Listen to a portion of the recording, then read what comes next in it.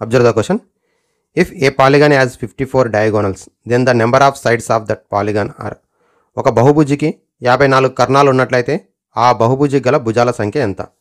ఇక్కడ మనకి ఇచ్చినటువంటిది పాలిగాన్ బహుభుజి ఇచ్చిండు, మరి దాని యొక్క డయాగోనల్స్ కర్ణాలు 54 ఇచ్చిండు, భుజాల సంఖ్య అడిగిండు.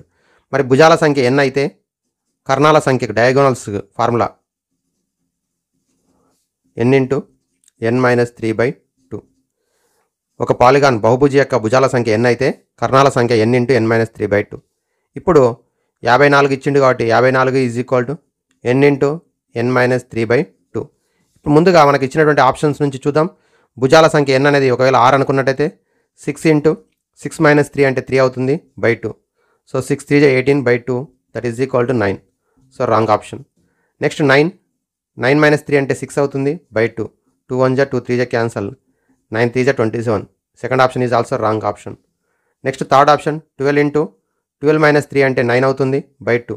2 1 2 6 cancel, 6 9 54. So number of diagonals 54 కాబట్టి మనకు option 3 is the correct option.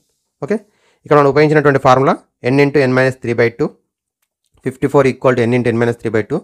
ఇప్పుడు ట్రయల్ ఎర్రర్ మెథడ్ లోపల ఆప్షన్స్ని సబ్స్టిట్యూషన్ చేసి సింప్లిఫై చేస్తే మనకి 54 వచ్చినటువంటి ఆప్షన్ కరెక్ట్ అవుతుంది కాబట్టి 12 అనేది నెంబర్ ఆఫ్ సైడ్స్ 12 అయినట్టయితే డయాగోనల్స్ 54 అవుతుంది. Okay, thank you.